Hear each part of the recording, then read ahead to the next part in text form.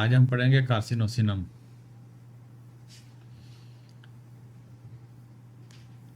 Nosode है ये।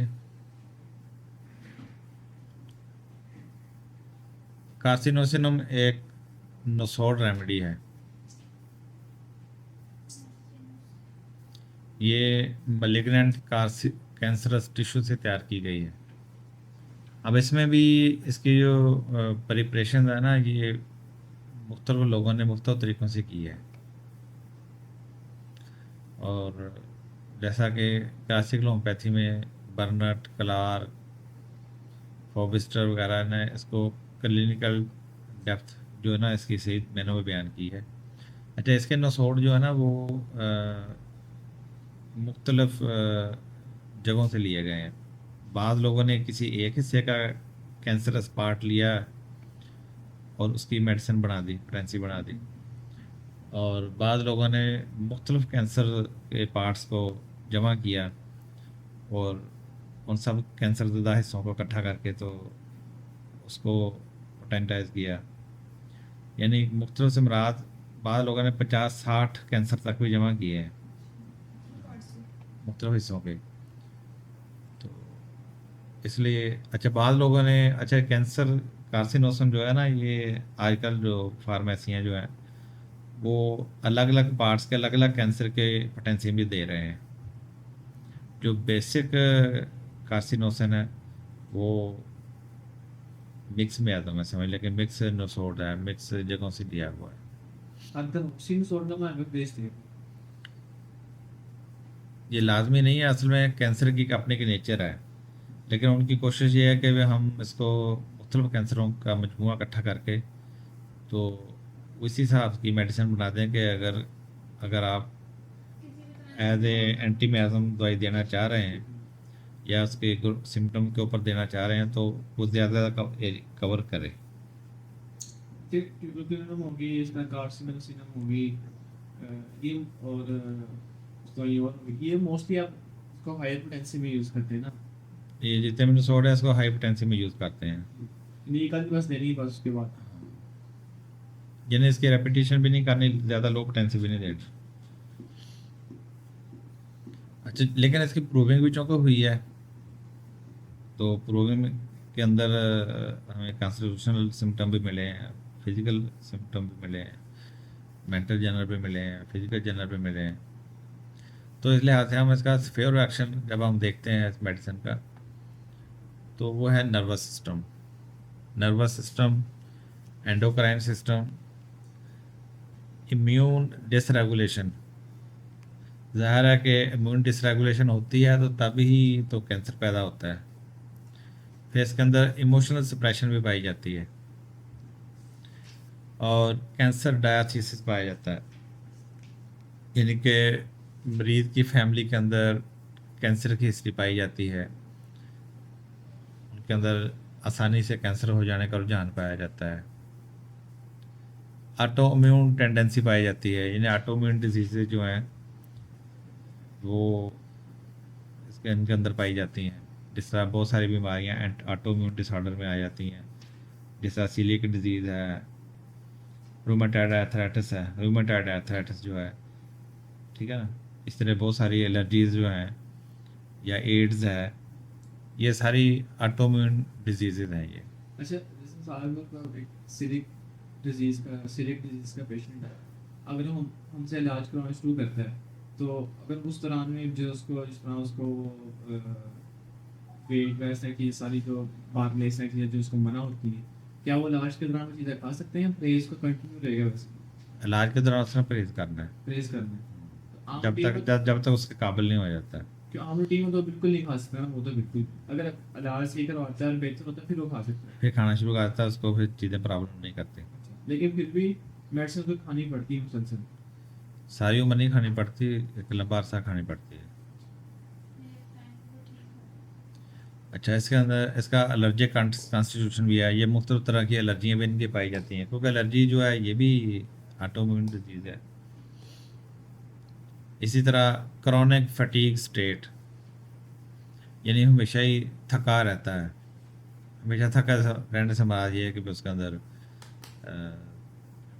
Strength نہیں ہے، کھا پیا صحیح نہیں لگتا اور انرجی اس کی بحال نہیں ہوتی، اس کی ساری انرجی امیونٹی کے گرد ہی گھوم رہی ہے، تو اس لیے کرونک فٹیگ اسٹیٹ پہ اس کی پائی جاتی ہے۔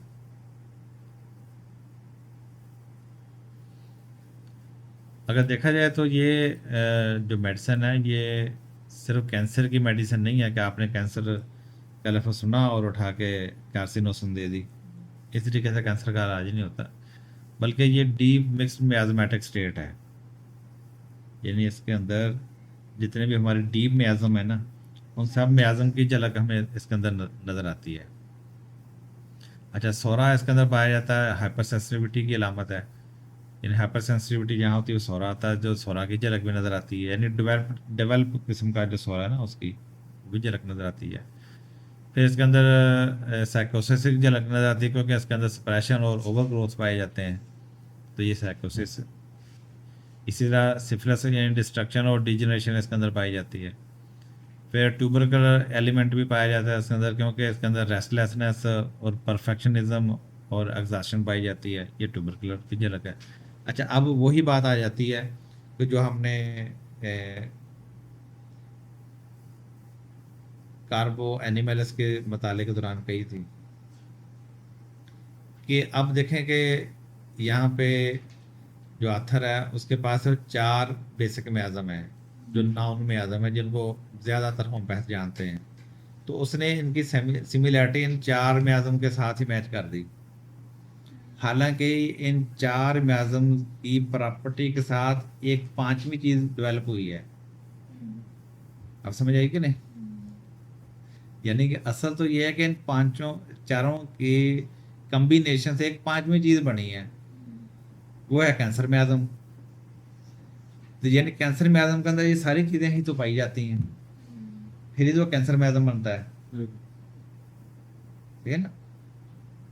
تو لیکن اب پرابلم یہ ہے کلاسیکل سسٹم کو پڑھتے ہوئے کہ آپ کو ان 4 کے ساتھ ریسمبلنس جو ہے نا وہ شو کرنی پڑتی ہے، تو پھر اس کی اپنی شناخت کدھر گئی؟ 2 کلر اگر آپ ملا دیں تو تیسرا کلر بن جاتا ہے، 2 کیمیکل ملا دیں تو ایک تیسری چیز بن جاتی ہے، تو وہ جب تیسری چیز بن گئی تو اس کا تیسرا نام ہی تو ہونا چاہیے نا، اس کی پہچان بھی ہو جائے گی۔ اگر آپ یلو اور بلو ملاتے ہیں تو گرین بن جاتا ہے، تو گرین کا دیکھا آپ ایک نام ہے، آپ لفظ گرین کہیں گے تو فوری طور پر پتہ چل جائے گا کہ یہ چیز گرین ہے، اور گرین شیڈ کس طرح کا ہوتا ہے۔ اس کا برعکس آپ کہیں جی اس میں یلو اور کبھی کنٹراسٹ پایا جاتا ہے اور اس کے اندر بلو کا بھی کنٹراسٹ پایا جاتا ہے، یعنی کہ اب کیا امیج بنے گا دماغ کے اندر، کیا امیج بنے گا کہ اب دونوں کو ملا کے تو گرین بن گیا۔ اسی طریقے سے جب ایک سے زیادہ میازم میچ اکٹھے ہوتے ہیں تو اس سے جو نیا کمبینیشن بنتا ہے وہ ایک نئی چیز بن جاتا ہے۔ تو ڈاکٹر راجن سکرے نے یہ کام کیا ہے کہ اس نے جو نیا کمبینیشن بنایا ہے، گروپ آف سمپٹم بنایا ہے، اس کو ایک اس کی بیس اور ڈیپتھ کے اوپر اس کا ایک نام رکھ دیا، تو لہذا کارسینوسن جو ہے اصل میں کینسر میازم کی نمائندگی کرتا ہے۔ اس کے اندر جو کچھ بھی ہے آپ سمجھ لیں گے یہ، بلکہ ہر اینٹی میازم دوائی جو ہے، جس طرح میڈورینم ہے وہ پیورلی سائکوسس میازم کی نمائندگی کرتا ہے، ٹوبرکلینم جو ہے یہ ٹوبرکل میازم کی پیورلی نمائندگی کرتا ہے، اور اسی طرح سورائنم جو ہے پیورلی سورا کی نمائندگی کرتا ہے، سفلینم جو ہے یہ سفلس کی میازم کی نمائندگی کر رہی ہے۔ تو وہ جو پیس اور ڈیپتھ اس میازم کی ہوتی ہے تو اس کا نسوڑ اسی کی ہی اصل میں نمائندگی کر رہا ہوتا ہے۔ اب یہ کہنا کہ اس کے اندر اتنے % سورا بھی ہے، اتنے % سائیکوسس بھی ہے، بھی ان چیزوں کے ایک مخصوص ترکیب سے ہی تو ایک نیا میازم وجود کے اندر آیا، اور اگر ہانیمن کے بقول دیکھا جائے تو ہر میازم کی بنیاد بھی سورا ہے، پھر تو آپ یہی کہیں گے کہ سورا کی ساری شکلیں ہیں، جیسا ہانیمن کہتا ہے کہ سورا جو ہے یہ 1000 سر والی بلا ہے، 1000 سر والی بلا۔ اس کا مطلب کیا ہوا کہ وہ جو مختلف شناختوں کے ساتھ وہ سورا جب آتا ہے تو بیسک تو سورا ہی ہے، لیکن اب ہمارے پاس جس شکل میں آیا ہے ہم نے جب اس کو ٹو دی پوائنٹ پہچاننا ہے تو اسی کا نام لیں گے نا، जिस तरह देखा जाए तो ये सारी इंसानियत औलाद आदम है। तब औलाद आदम के अंदर अगर देखा जाए तो उनके मुख्तलिफ प्रॉपर्टीज़ हैं, यानी उसके अंदर काले हबशी भी हैं, उनके अंदर ये रेड स्किन वाले भी मौजूद हैं, खाकी स्किन वाले भी मौजूद हैं, सारे मौजूद हैं ना। तो एक तो आप इस एतबार से भी कैटेगराइजेशन कर लेते हैं कि चाइनीज़ भी इसी के अंदर ही आते हैं। अब इसके बाद मज़ीद शनाख्त आप कर लेते हैं उनकी ज़बान के तो एतबार से, खित्ते के एतबार से, फिर आगे मज़ीद कबीले के बुनियाद पे, अखीर फिर वल्दियत की बुनियाद पे, और अखीर पे उसका अपना नाम होता है। और हर बंदा यूनिक होता है दूसरे से, आप उसको अलग अलग कर लेते हो ना, लेकिन आप इसके बावजूद उसको मेन बड़े ख़ानदानों में तो रखते हो कि नहीं। यानी ये हबशी है, ये चाइनीज़ है, ये कोरियन है, आप देखते पहचान लेते हो कि ये अमेरिकी है या ब्रिटिश है, ये जापानी है या ये इंडियन है, शक्लों से पहचाने जाते हैं ना। बंगाली भी पहचाने जाते हैं। तो इसी तरीके से यानी कि हमने जो बड़ी कैटेगराइजेशन की है मैज़म की शक्ल में, वो हानिमन के दौर में 3 थी, बाद में ये 4 हो गए, ट्रिपल कर मिला के शंकर ने इसको 10 में तकसीम कर दिया। तो अगर आप मज़ीद डेप्थ में जाते हैं तो कैटेगराइजेशन करके और भी कर सकते हैं, मना नहीं है, लेकिन हमें पहचान होनी चाहिए, ये हमें पिन पॉइंट पे ले जाते हैं।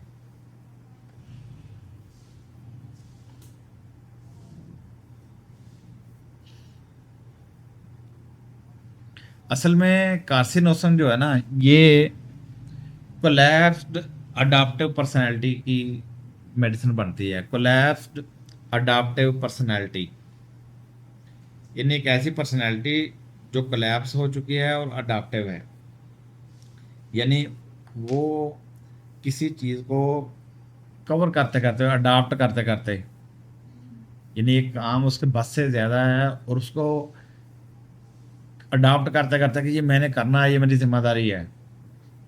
Over responsibility, sense of over responsibility, और अपनी हदूद से बाहर निकल जाता है, अपनी हदूद से बाहर निकल जाता है, अपनी शक्ल से ज़्यादा वो ओवर रिस्पॉन्सिबिलिटी में जब वो काम करने की कोशिश करता है तो फिर कोलैप्स हो जाता है उसके नतीजे में। हाँ, यानी जहाँ भी आपको ये नेचर नज़र आए, बीमारी के एतबार से, पर्सनालिटी के एतबार से, तो समझ लें कि यहाँ पे उसका मयाज़म कैंसर है। अब कैंसर मयाज़म से रिलेशन रखने वाली दवाइयाँ आपको मिनरल किंगडम के अंदर भी मिल जाएंगी, प्लांट किंगडम के अंदर भी मिल जाएंगी, एनिमल किंगडम के अंदर भी मिल जाएंगी। बीमारी भी और उसकी ओवर आना भी इसका किस तरह पता चलेगा? जब हम उसकी हिस्ट्री लेंगे, वो उससे पूछेंगे तुम क्या काम करते हो, वो पता चलता है कि सुबह के टाइम फ़र्ज़ करें अपनी असल ड्यूटी से जाने से पहले पहले अजानों के टाइम उठता है और उससे पहले पहले कई सारे काम जो है ना प्राइवेट तरीके से अपने ख़त्म करता है। उसके बाद टाइम पे तैयार होकर वहाँ पे चला जाता है। वहाँ भी वो देखता है कि जितने भी काम वहाँ पे अधूरे पड़े हैं, जो दूसरे भी नहीं कर रहे, उनको भी अपने सर पे ले ले के अपनी ड्यूटी, हालांकि तनख्वाह उसको वही मिलनी है, लेकिन वो देखता है कि इनको नज़र क्यों नहीं आता, ये इतने मददगार जिम्मेदार लोग हैं, उनको भी ठा ठा के अपने जिम्मे काम ले लेके उनको भी करता है। तो मुंह में ले लेता हूँ ना। ठीक है, यानी थका हारा भी होता है फिर भी करता है वो। अच्छा, फिर उसके बाद वापस आता, वापस आके फिर नहीं टिकता, फिर आके कुछ और वो देखता है कि ये भी होने वाला, वो भी होने वाला, वो खिदमत कलर के कामों में पड़ जाता है, या और यानी वो समझता है कि लोगों को नज़र क्यों नहीं आता। तो लिहाजा उस ओवर रिस्पॉन्सिबिलिटी की वजह से वो फिर अपने आप को लगा रहता है, यहाँ तक कि थक हार के अगर लेटे लेटे को भी याद आ गया कि फ़लाँ चीज़ जो है ना, ये तो मैंने सुबह इस्तेमाल करनी है, अगर मैंने अभी इसको तैयार करके ना रखा तो सुबह फिर इस पर भी टाइम लगेगा, उठ के जाके उसको भी करना शुरू कर देता है। नेक्स्ट में क्या पैसे नहीं आएंगे फिर इसका मेंशन इन्होंने ये क्या क्या इसमें पाया जाता है। तो इसमें बियॉन्ड दी कैपेसिटी वो बंदा चलता है। ठीक है, नक्सोमिका में ये है टाइफाइड में आदम, ये उस वक्त जोर लगाता है जब इसके सर पे पड़ी होती है, जब सर से गुजर जाती है ना, फिर ये इसको कोई परवाह नहीं होती। यानी फ़र्ज़ करें बिल की आखिरी तारीख आई है ना, تو اس دن جا کے نا دھوپ میں بھی جا کے لینوں میں گھس کے اندر کے جا کے لوگوں سے لڑ جھگڑ کے جا کے بھی آگے جا کے بل جمع کرانے کی کوشش کرے گا، اور اس سے پہلے پہلے اس کو کوئی ہوش نہیں ہوتی.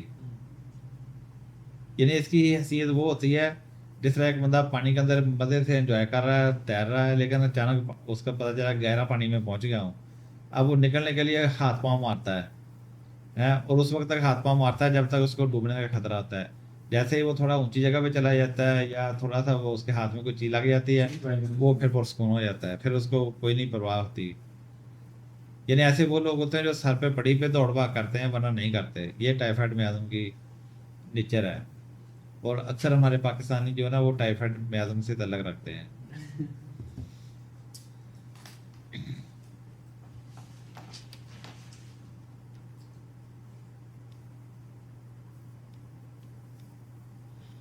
اچھا، اب اس کا ہم جو اس میڈیسن کا جو کور ایسنس ہے یا اس کی ڈائنامک اسٹیٹ جو ہے اس کو ہم دیکھیں گے. تو سینٹرل تھیم اس کا کیا ہے؟ سینٹرل تھیم کہنا یا ڈائنامک اسٹیٹ کہنا یا کور ایسنس، یہ ایک ہی مفہوم ہے سب کا. یعنی اگر آپ کسی بھی میڈیسن کی کور ایسنس کو جانتے ہیں یا اس کی ڈائنامک اسٹیٹ کو جانتے ہیں یا سینٹرل تھیم کو جانتے ہیں یا سینٹرل ڈسٹربنس کو جانتے ہیں، تو سمجھ لیں کہ آپ نے دوائی سمجھ لی ہے. اب اس کے ساتھ جتنی مرضی اب علامات جمع ہوتے جائیں، پارٹیکولر جتنے مرضی جمع ہوتے جائیں.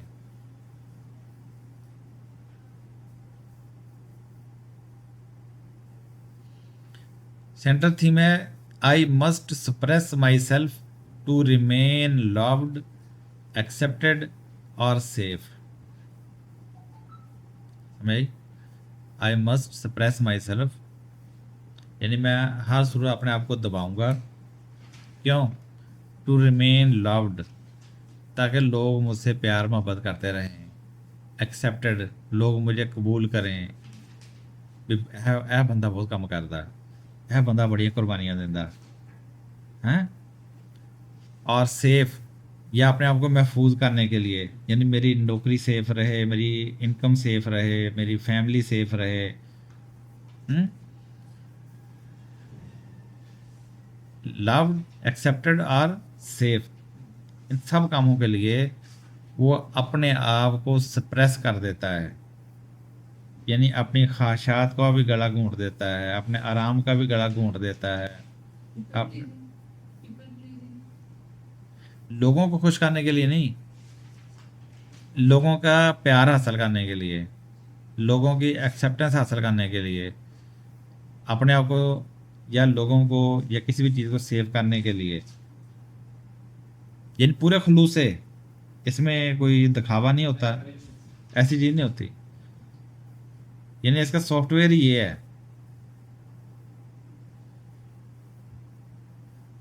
یعنی اس کی کوشش ہوتی ہے مجھ سے کوئی ناراض نہ ہو جائے. یعنی ہر بندہ مجھ سے پیار کرے جس طرح میں سب سے کرتا ہوں، ہر بندہ مجھے ایکسیپٹ کرے جس طرح میں سب کو کرتا ہوں، ہر بندہ مجھے سیکورٹی دے جس طرح میں جس طرح باقی لوگ مجھ سے سیف ہیں، میں بھی اسی طرح سیف ہوں ان سے. تو لہذا یہ remedy control, perfection, pleasing behaviour اور ایموشنل سپریشن کے نیچے تحت یہ بنتی ہے. ٹھیک ہے، یعنی یہ ریمیڈی کنٹرول، یعنی چیزوں کو کنٹرول کرنا، پرفیکشن یعنی ہر چیز مکمل ہو، کوئی ادھورا پن نہ ہو، اور پلیزنگ بیہیویئر کہ لوگ جو ہیں وہ خوش رہنے چاہیے اس سے. اور ایموشنل سپریشن یعنی اپنے جذبات کو دبانا اس کام کے لیے. تو جب یہ ساری چیزیں اکٹھی ہو جاتی ہیں تو آپ کی کارسینوسن وجود کے اندر آتی ہے.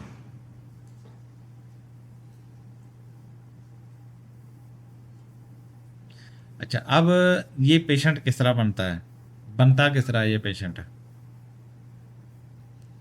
اکثر کارسینوسن پیشنٹ جو ہوتے ہیں یہ چائلڈ ہوڈ ٹراما ہوتا ہے. یعنی بچپن کے اندر ان کے ساتھ کسی طرح کی کوئی ایکسیڈنٹل کوئی زیادتی یا دباؤ کا ماحول کے اندر پروان چڑھے ہوتے ہیں. یعنی ان کی پرسنالٹی اسی حساب سے بن جاتی ہے کہ وہ چائلڈ ہوڈ ٹراما ہوتا ہے. ڈومینیشن ہوتی ہے، یعنی ان کو دباؤ کے ماحول کے اندر رکھا گیا ہوتا ہے.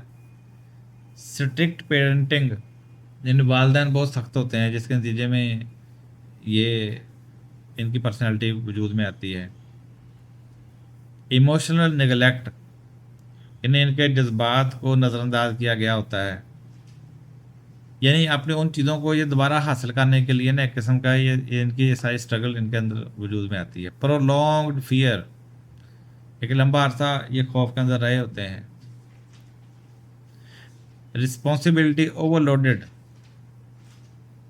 यानी जिम्मेदारियों से इनको ओवरलोड बचपन से कर दिया गया होता है, तो उसके नतीजे में ये कार्सिनोसम का पेशेंट जो डेवलप होता है, ये कार्सिनोसम पर्सनैलिटी वजूद के अंदर आती है। लिहाजा ये लोग बाहर से, यानी आप ज़ाहरी तौर पर इनको देखें तो आपको बड़े सिविलाइज्ड, बड़े मुहज़्ज़ब नज़र आते हैं, लेकिन अंदर से एग्जॉस्टेड होते हैं। ये अंदर से थक चुके होते हैं अपने आप को उन सारी चीज़ें पूरी करने के चक्कर में, उन सारी चीज़ों को पूरा करने के चक्कर में, वो सारे मेयारों को पूरा करते करते ये अंदर से थक चुके होते हैं, एग्जॉस्ट हो चुके होते हैं। बाहर से आपको बड़े मुहज़्ज़ब नज़र आते हैं जी, हर जगह से पूरा उतर रहा है, क्योंकि उन्होंने अपने जो नेचुरल इमोशंस जो होते हैं वो सप्रेस कर दिए होते हैं। इस तरह अब अपने आप मार के इसने लोगों को सारा कुछ राज़ी करने के लिए या उनकी ज़रूरत पूरी करने के लिए सारा कुछ किया होता है। इस तरह के कैरेक्टर अक्सर मूवीज, ड्रामाज और कार्टून्स में दिखाए थे, ये तो अपनी स्टार से दिखा रहा होता दुनिया को जाने घर वाला।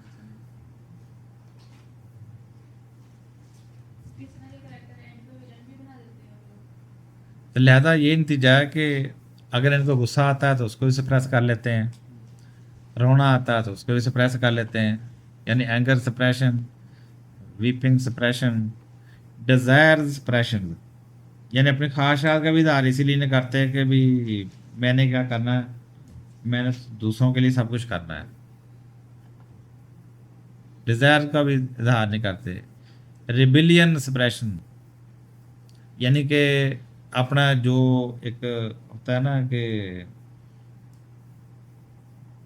रिएक्शन के तौर पर कोई एहतजाज करना, अपने एहतजाज की जो कैफियत है उसको भी ये सप्रेस कर लेते हैं, या सप्रेस हो चुका होता है इनका। इन बंदा कहता भी है सही है, अभी किसी चीज़ का इजहार नहीं करता, बहुत नाइस बंदा है, वो ये नहीं पता वो उसका नाइसनेस जो है उसने उसके लिए क्या कुछ कुर्बान किया हुआ है। बचपन में समझ लो को उसकी वो चीज़ें कुर्बान हुई, अब वो बड़ा हुआ तो वो खुद कुर्बान करना शुरू हो गया। ये समझ लो कि बचपन में वो बड़ों की चीज़ें पूरी करने के चक्कर में कुर्बान हुआ, अब वो खुद उसी ट्रैक पे चढ़ के वो खुद उसने करना शुरू कर दिया। तो अब उसका नतीजा क्या निकलता है, रिजल्ट क्या होता है? Nervous collapse, autoimmune pathology, cancer tendency, endocrine dysregulation, insomnia, chronic fatigue, allergies, ये सारी चीज़ें पैदा हो जाती हैं।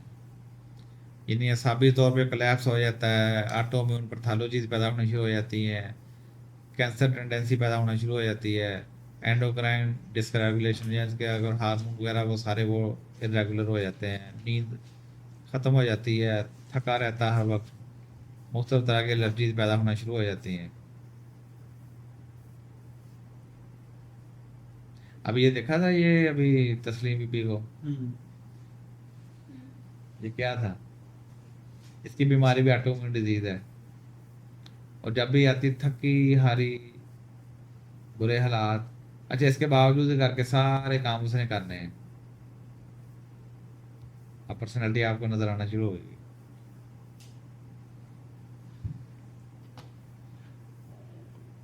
तो मैं आज़म के तौर पे भी तभी हम छोड़ देते हैं, या उसको उसको देना चाहिए। देना चाहिए। अब हम इसको थोड़ा सा सिस्टम वाइज थोड़ा देखते हैं, मतलब मेंटल सिम्टम देखते हैं कि माइंड सिम्टम इसके क्या होते हैं। पहले तो हमने जनरल स्केच देखा ना इसका, कोर एसेंस देखा।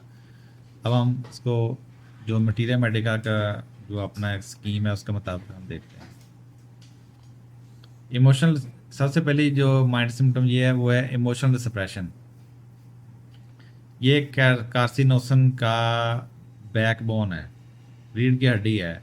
इमोशनल सप्रेशन यानी अपने जज्बात का इजहार ये पेशेंट नहीं करता, लिहाजा आपको पता चलेगा कि पेशेंट जो है बहुत नाइस है, बहुत अकोमोडेटिंग है, यानी आप वो आपको हर सहूलत दे रहा है, खुद सहूलत नहीं ले रहा, बहुत अकोमोडेटिंग है, बहुत ज़्यादा रिस्पॉन्सिबल है और कॉन्फ्लिक्ट अवॉइडर है। यानी जहाँ भी झगड़ा होने का खतरा होता है तो उसको अवॉइड करता है, नज़रअंदाज, छोड़ो छोड़ो छोड़ो छोड़ो। यानी पेशेंट के अंदर आपको ये चीज़ नज़र आएगी।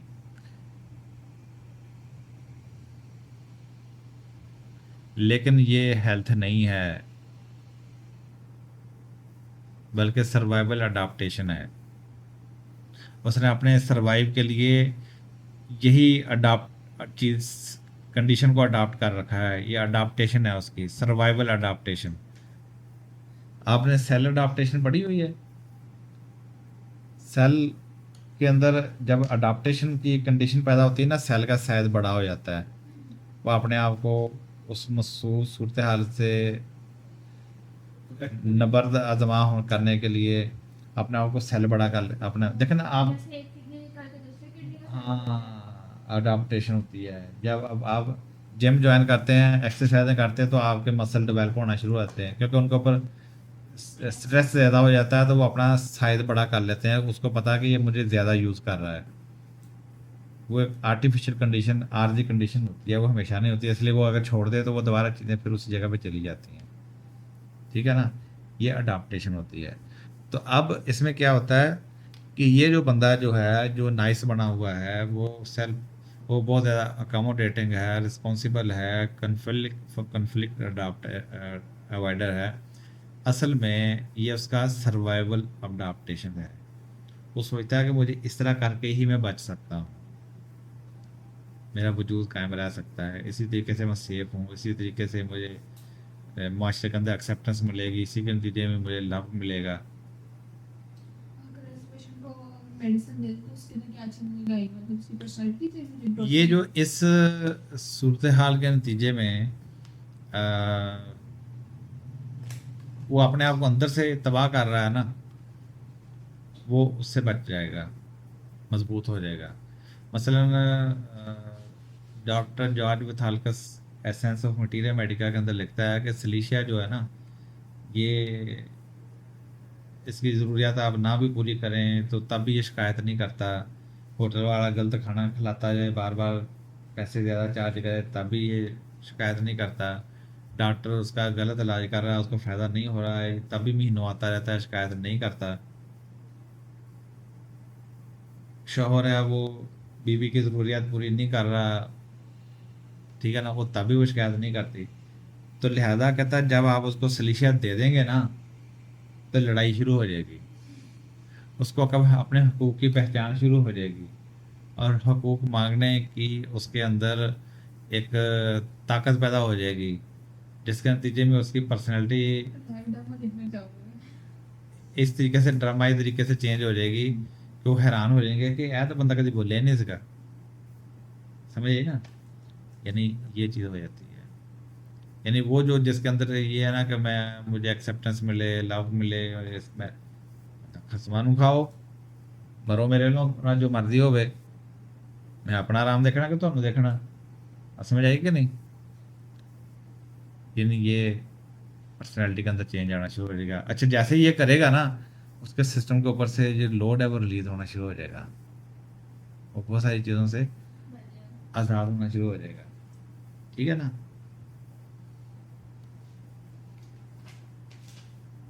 पहले से इस तरह का आश्रय इसके बंधन में रहने बोल देते हैं ना, तो फिर इसकी रिपीटेशन भी करते हैं, 2 हफ्ते बाद नहीं करते हैं, 3 हफ्ते बाद। नहीं नहीं, लंबा अरसा चल जाता है।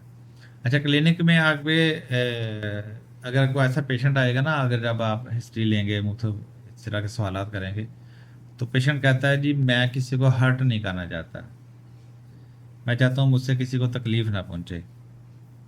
या वो कहता है जी मैं सब कुछ दिल में ही रखता हूँ, मैंने कभी किसी को कहा ही नहीं। तो ये अलामत होगी उसकी, क्लिनिकल वर्डिंग ये होगी उसकी। अच्छा, जिस तरीके से हमने माइंड का पहले पढ़ा ना, इमोशनल सप्रेशन होता है, तो जब देखो ना किसी को हर्ट नहीं करता, ये भी इमोशनल सप्रेशन है। किसी सब कुछ दिल में रखना, ये भी इमोशनल सप्रेशन है। तो दूसरी चीज़ है इसके अंदर परफेक्शनिज्म। कार्सिनोसम का मतलब क्या है? परफेक्शनिज्म। यानी ये ऐसा नहीं होता कि अधूरा काम छोड़ दे, स्लोपी पर्सन नहीं होता। ये सिमेट्री पसंद करता है, हर चीज़ एक तनासब के साथ, असूल के मुताबिक, कायदे ज़वाबत के मुताबिक होनी चाहिए। ऑर्डर पसंद होता है कि हर चीज़ एक तरतीब के मुताबिक, डिसिप्लिन के मुताबिक हो। ड्यूटी बाउंडेड होता है कि जिस तुम्हारी ड्यूटी है तो फिर ड्यूटी, इस तरह ड्यूटी का तकाजा है कि ये काम किया जाए। और फेल्यूर इनटॉलरेंस होता है, नाकामी बर्दाश्त नहीं होती है इससे। कहता है नहीं नहीं नहीं, इसको करके ही छोड़ना, चाहे कुछ भी हो जाए, चाहे सब कुछ कुर्बान हो जाए।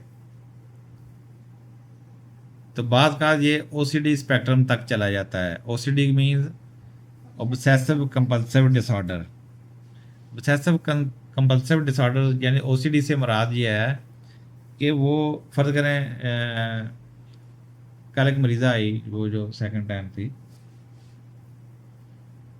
वो कहती कि वैसे भी आप उसको पढ़ेंगे तो दवाइयों के अंदर भी, मैंने उसको लगता है मेरे हाथ गंदे हैं। कौन सी मरीज थी?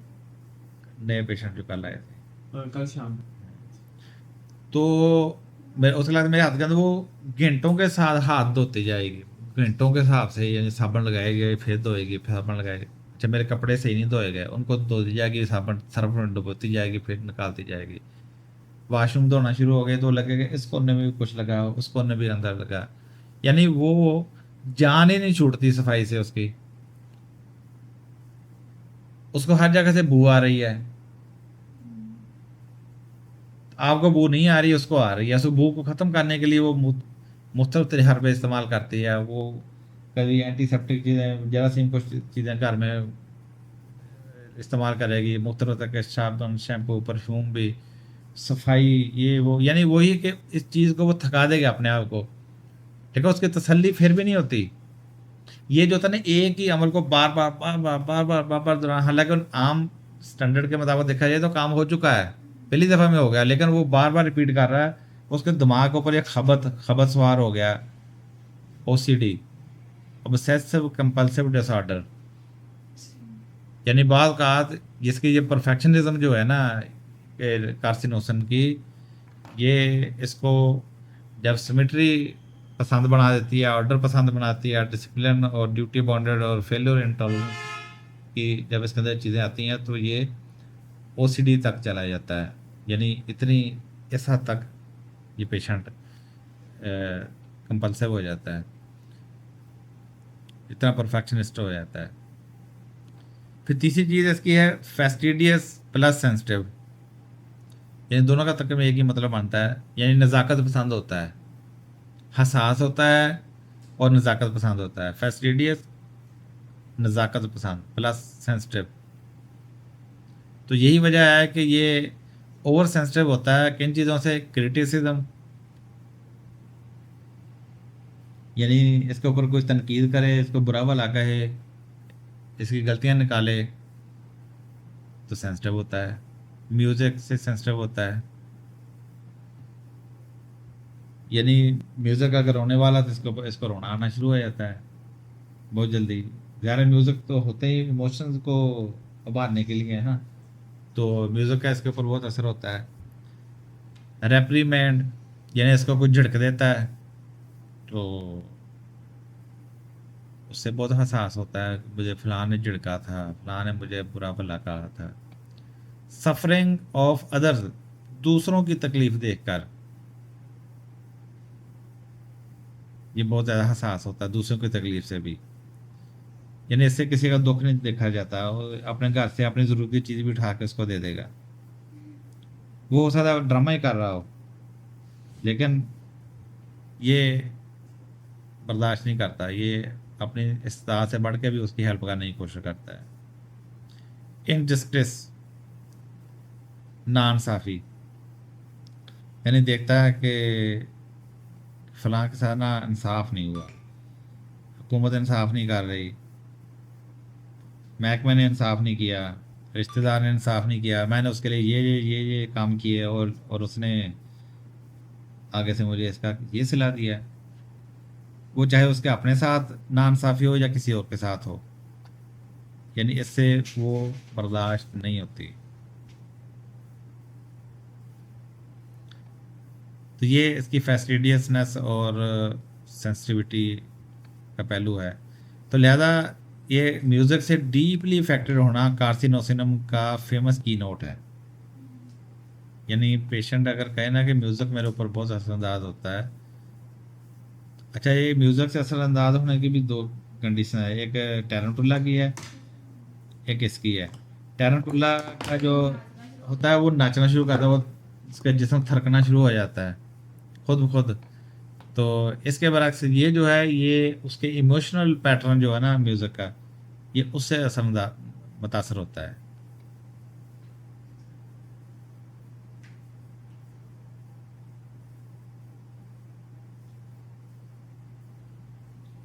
اچھا پھر اس کے اندر ایک اور چیز پائی جاتی ہے, love for dance and thunder storm.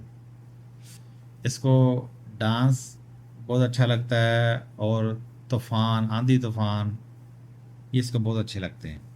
جیسا فاسفورس ہے نا, یہ تھنڈر اسٹارم سے بہت زیادہ ڈرتا ہے, آندھی طوفان سے بہت ڈرتا ہے, لیکن یہ جو ہے ہمارا کارسینوسن, اس کو یہ اچھا لگتا ہے.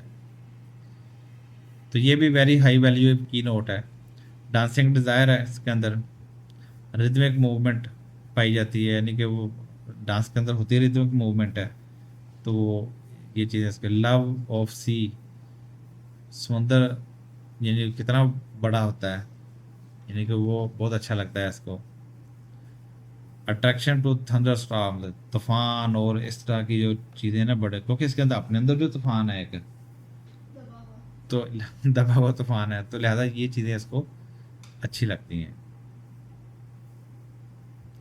یہ اصل میں یہ اس کے اندر کی سپریسڈ وائٹیلٹی کی سمبولک ایکسپریشن ہے اصل میں, اگر دیکھا جائے تو جو اس کے اپنے اندر اس کی وائٹیلٹی سپریس ہوئی ہے نا, وہ جو طوفان دبا ہوا ہے, اصل میں اس کی یہ سمبولک ایکسپریشن ہے. جس طرح ہم نے کہا تھا کہ ٹیوبرکلر کا جو پیشنٹ ہے یہ تھوڑے ٹائم میں زیادہ کام کرنا چاہتا ہے. اس کو گیمیں بھی جو ریسنگ گیم ہے اس کو زیادہ پسند ہے, اس میں بھی کیا ہوتا ہے تھوڑے ٹائم میں زیادہ کام کرنا. تو یہ اس کی جو اندر جو سپریسڈ وائٹیلٹی ہے نا اس کی, یہ تھوڑے کام میں زیادہ کام کرنا, تو اس کو ہر وہ چیز جہاں یہ چیز پائی جا رہی ہے نا اسپیڈ, تو وہ اس کو اچھی لگتی ہے. تو لہذا اس کے اندر بھی وہ جو اندر کے طوفان ہیں وہ جو دبے ہوئے ہیں, تو یہ اصل میں اس کو باہر کے طوفان اچھے لگتے ہیں. اب ایسے بہت ساری گیمیں ہیں جو کسی کے پیشنٹ کے میڈولینم یعنی سائیکوسس پیشنٹ ہونے کی علامت ہے.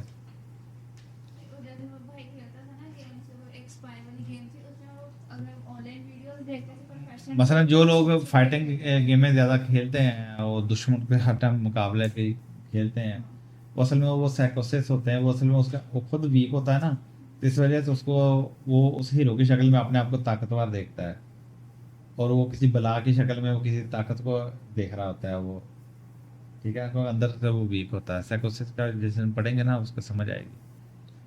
اسی طرح وہ ویڈیو گیم ہے جس کے اندر بے وجہ خون بہایا جا رہا ہے, بے وجہ ہی, یعنی تھوڑا بہت نہیں, نرائی وہ بنی نری اس کے اوپر ہوتی ہیں, لاشاں کٹیاں, یہ جس یہ جو آج کل زومبی ٹائپ یا اور بھی اس ٹائپ کی سارے جس میں نفرت, یہ زیادہ تر اس میں لیپروسی میڈم پایا جاتا ہے. سفلس اس سے آخری سٹیج ہے, لیکن اس سے پیچھے لیپروسی کا اندر ہے کہ اس کے اندر نفرت ہے, انسانیت سے نفرت گھن, ٹھیک ہے. تو وہ بہرحال جب ان چیزوں کو پڑھیں گے, ابھی فی الحال ہم پڑھ رہے ہیں انگزائٹی اسٹیٹ. اس کی کیا ہے انگزائٹی اسٹیٹ کیا ہے؟ انڈر لائنگ انگزائٹی کنٹینیوس, इसके अंदर लगातार एंग्जाइटी होती है, लगातार। मसलन एंटिसिपेटरी एंग्जाइटी। एंटिसिपेटरी एंग्जाइटी का मतलब क्या हुआ? यानी उसके फ्यूचर का परेशानी। हाँ, मतवक्को जो एक खतरा होता है उसके, कि ये ना हो जाए, वो ना हो जाए, इस तरह ना हो जाए, उस तरह ना हो जाए। Fear of failure, fear of disease, fear of family, fear for family, यानी खौफ ही खौफ। फैमिली, मेरी फैमिली को कुछ ना हो जाए, मुझे फलां बीमारी ना लग जाए, या मेरी बीमारी बिगड़ के कैंसर ना बन जाए, मैं नाकाम ना हो जाऊं, या फलां फलां हादसा ना पेश आ जाए। तो इस तरह की एंग्जाइटी मुख्तलिफ तरह की इसके अंदर पाई जाती हैं। लेकिन लेकिन लेकिन ये आर्सेनिक एल्बम की तरह आउटवर्ड पैनिक नहीं होता। आर्सेनिक तो इजहार करता है ना बकायदा। आर्सेनिक तो को जो खौफ होता है वो तो उसका इजहार करता है, अपनी एंग्जाइटी का, रेस्टलेसनेस का। लेकिन इसका मसला ये है कि ये साइलेंट एंग्जाइटी होती है इसके अंदर, ये शो नहीं करता। यही इसका इशू है कि शो नहीं करता अपने उन चीज़ों को, अपने उन खदशात को, अपने खौफों को। और इस तरह माइंड के अंदर हम देखते हैं चाइल्डहुड हिस्ट्री। फोबिस्टर ने, डॉक्टर फोबिस्टर ने इसको रिपीटेडली एम्फेसाइज किया है, इसके ऊपर बड़ा जोर दिया है बार बार कि भाई अगर आपके पास ये इस तरह के बच्चे आते हैं ना तो उनको लाजमी तौर पे देखो, ठीक है ना। यानी कि स्ट्रॉन्ग इंडिकेशन उसने बच्चों की बयान की हैं। कहते हैं ऐसे बच्चे, या बंदा बड़ा है लेकिन बचपन उसका कैसा गुजरा है। अब आपको जो हमारा केस रिकॉर्ड फार्म है ना, उसका जो माइंड का सेक्शन है वो सारा, अब आपको ये चीज़ें पढ़ी होंगी तो फिर आपको समझ आएगी कि लोग इसलिए उसके अंदर बचपन क्यों पूछा, सब कुछ क्यों पूछा होगा। स्ट्रॉन्ग इंडिकेशन पाई जाती हैं। स्ट्रिक्ट पेरेंटिंग, पेरेंट्स इसके स्ट्रिक्ट थे। हिस्ट्री ऑफ अब्यूज़, यानी उसके साथ बचपन में ज़्यादती होती रही। और फन फीलिंग, यतीमी की कैफियत के, यानी बार टाइम होता है ना कि वो वाकई उसके माँ बाप मरे होते हैं, जिस वजह से वो यतीम होता है। बार टाइम वो मरे तो नहीं होते लेकिन उसको नज़रअंदाज इस तरह किया गया था जिस तरह वो यतीम ही है। ओवर डिसिप्लिन्ड चाइल्डहुड, यानी उसका बचपन बहुत ज़्यादा डिसिप्लिन के अंदर उसको गुजराया गया। जिस तरह आजकल बहुत सारे बोर्डिंग स्कूल या और बहुत ऐसी चीज़ें हैं ना, ये भी बच्चे की शख्सियत को मसा कर देते हैं सारे। प्रीकॉशियस मैच्योरिटी, टाइम से पहले मैच्योर हो जाना, यानी कि अभी वो बचपना भी नहीं गुजरा कि उसके ऊपर जिम्मेदारियाँ इतनी पड़ गई कि वो टाइम पहले मैच्योर हो गया। तो अगर ये सारी चीज़ें उसके अंदर पाई जाती हैं, समझ लें कि इसका रुझान कैंसर की तरफ है। और इसके नतीजे में चाइल्ड बिहेव टू गुड, बच्चा बहुत ज़्यादा अच्छा होने का बिहेव अगर करता है तो ये सस्पिशियस साइन है, ये हेल्दी साइन नहीं है कि इतना अच्छा बच्चा। ये इसका मतलब उसकी जो पर्सनैलिटी को, कुछ बच्चे के अंदर तो शरारतें होती हैं, लावालीपन होता है, उछल कूद होती है, और आप देखते हैं कि इतना अच्छा बच्चा, टू गुड चाइल्ड। इसका मतलब ये है कि भी इसको बहुत स्ट्रिक्ट पेरेंटिंग की गई है और अब्यूज़ किया गया है और उसको ऑर्फन फीलिंग करवाई गई है, ठीक है। और बहुत ज़्यादा ओवर डिसिप्लिन्ड उसका चाइल्डहुड गुजरा है। तो इसके नतीजे में वो टू गुड तो बन गया, लेकिन ये वो हेल्दी साइन नहीं है। ये बच्चे के अंदर बचपना ही नहीं है। बच्चे के अंदर ही बचपना नहीं है। चलो, आज ये इतना हमने पढ़ लिया। कल से इंशाल्लाह हम इसकी जो फिजिकल साइंस जो है ना बॉडी के ऊपर जो है उसको हम इंशाल्लाह पढ़ेंगे, ठीक है।